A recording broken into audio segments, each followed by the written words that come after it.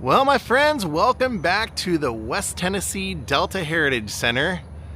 As you can see up here on the sign, it's also the home of the Tina Turner Museum. Daze with Jordan the Lion and you all begins now.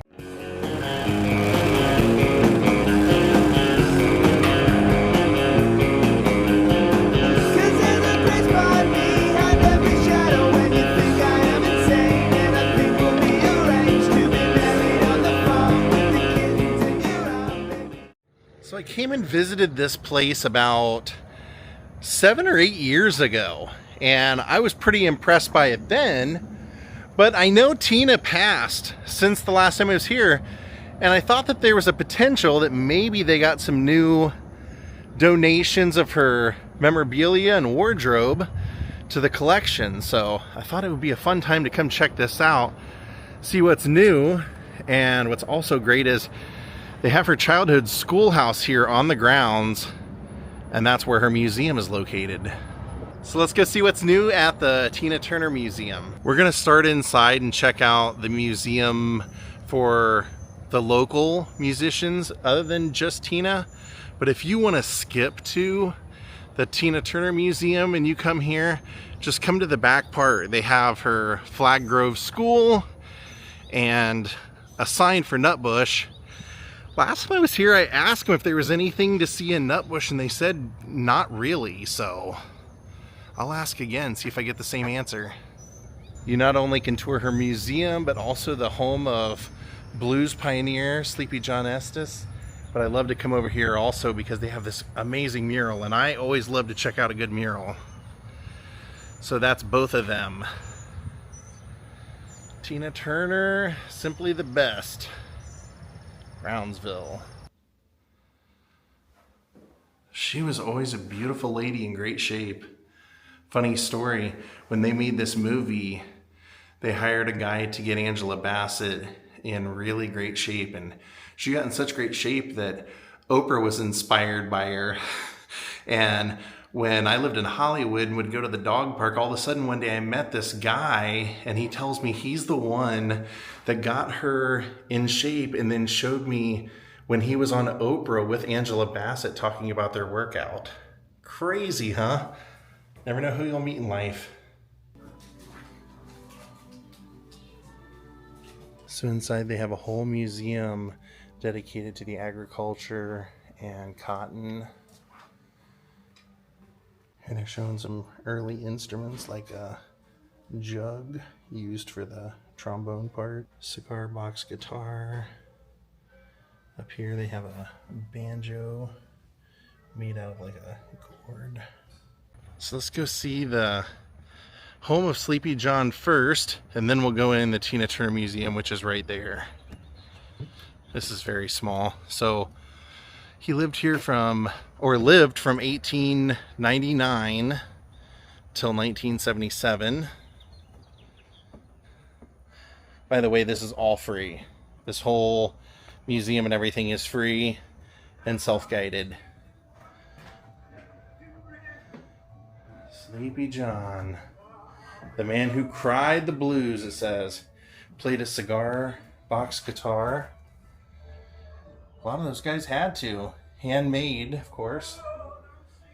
They've got a stove over there, some of maybe his luggage. And there he is in here in this house. Would have been actually right there by that window. So over here there's an ice cube tray. So that would have been, I guess, the primitive ice box. And then come in here. Oh wow, he was living real primitive.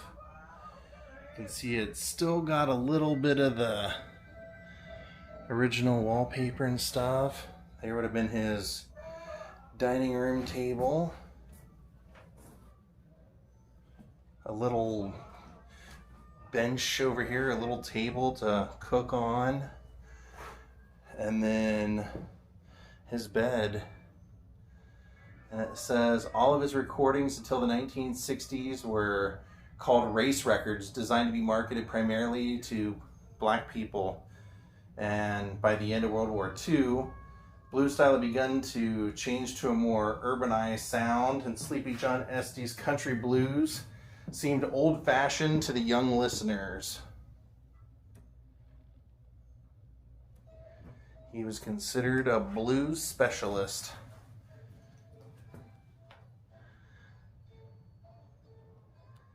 Pretty interesting to get to see inside of his home.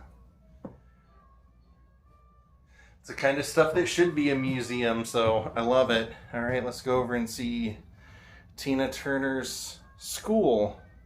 As many of you know, she was famously singing about Nutbush, which isn't far from here.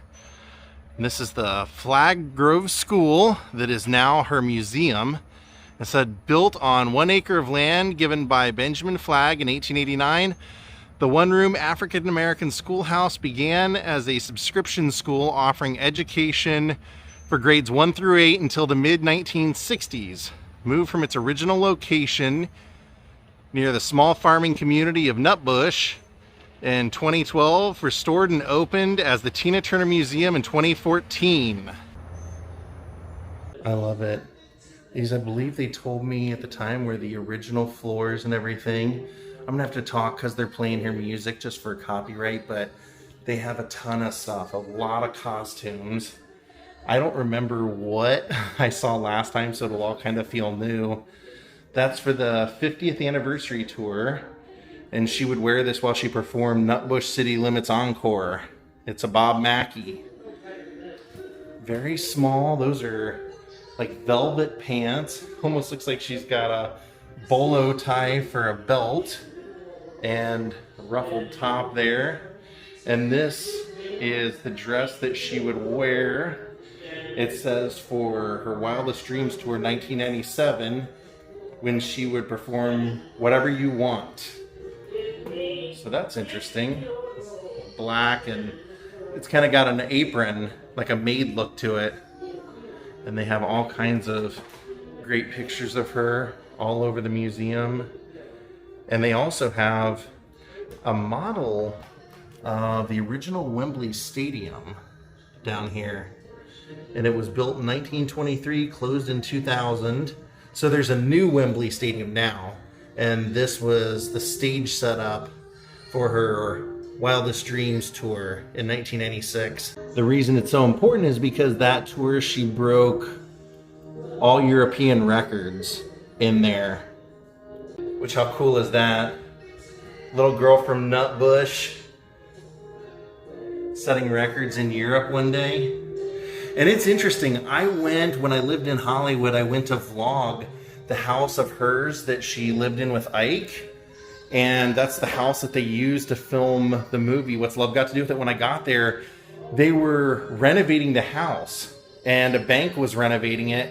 And the crew there said they were told to just throw everything away. So I said, is there any chance I can look through stuff? And they said, sure, take anything you want. And when we walked through it, the family that bought it from Ike bought it furnished with everything in it, and they never got rid of any of this stuff. So when I started going through it, I found cash checks made out to band members of the Ike and Tina Review. I found old press kits from their albums and different tours and things like that. I found a gold record transportation box, which would have been Ike's. So found all kinds of interesting stuff there of theirs. There she is at the top of the Hot 100. And she was really proud of this Wildest Dreams album. There's a lot of stuff in here dedicated to it. But she also has one of her costumes. It's a Bob Mackie as well, right over here. And it was from the 50th anniversary tour. And that's what she would wear when she sang and performed Goldeneye. That's a huge history. James Bond. Then we have a bunch of her gold and platinum records over here on display. That's Private Dancer. That's one, it looks like it's from Sweden. And down here we have Private Dancer, platinum. These are her shoes. And then this is from her 50th anniversary tour, 2008, 2009, what she would wear when she performed Steamy Windows. So they have quite a bit. I mean, it's kind of shocking what all they have. I mean, we've already seen 4 full costumes around here, and then we have at least 3 more over here. Look at that. We don't need another hero wig. That's probably the first song as a kid I remember hearing. That was on the radio a lot when I was a youngin', kind of discovering what the radio was in my mom's car. Must have been in a movie or something at the time. But this was also, looks like a lot of this stuff was from her 50th anniversary tour, so I'd love to know what happened to a lot of her stuff that was before that, the costumes before. Both of these also are 50th anniversary costumes. Let's Stay Together, she would wear that. Giorgio Armani. And the red one is a Bob Mackie also. And that is the Acid Queen. Yeah, she was the Acid Queen from Tommy. Pretty interesting. Now we'll check out what they put in this display here in the center. See her yearbook. All right, so that's June of 1958, senior class. And she's right down here at the very, very, very bottom. Her name, Ann Bullock. And there she is. We don't need another hero, Mad Max. There's her book. I think some things have changed here because I seem to remember this being full of like backstage passes last time, if I remember right. Oh wow, that's written in 1986 to Miss Tina Turner on Kensington Palace Stationery. And it's a typed letter, but then it's handwritten. It says, "It was a great pleasure to meet you after the concert," and enclosed a photograph of the children. Love, most sincere, Charles. So that would have been Prince Charles at the time, now King Charles.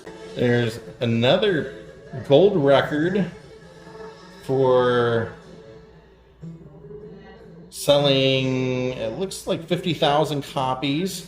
And then one of her coffee table photo books. So now in here we can kind of see more of the schoolhouse aspect of the museum. See her humble beginnings. Maybe I was wrong. I knew that they had some of the original floor. I don't think that this that we're stepping on is the original floor. I think behind that glass is the original floor. So my mistake saying that earlier, because that is definitely a different kind of floor, and that is definitely the original part of the schoolhouse before they did the big renovation and everything. For a hometown girl that grew up, I hope that people will leave taking the importance of education.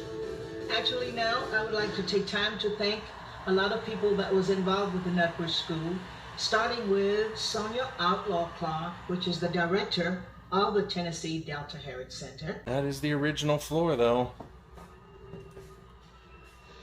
She would have walked on that floor at some point, and then they have, I believe they said this was one of the original desks that would have been there when she was there. So there, I believe that, they told me it was the original chalkboard of when she would have went to school.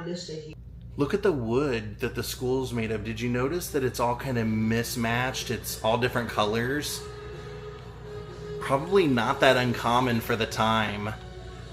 They wouldn't have, you know, obviously probably gotten the best. They would have bought probably scrap wood, maybe even. So there was a violin over here. In this case, I didn't get to show you guys yet because I remembered that these are actual desks also. But I remembered that the back of it was really kind of cool, so I wanted to show the back first. Isn't that neat?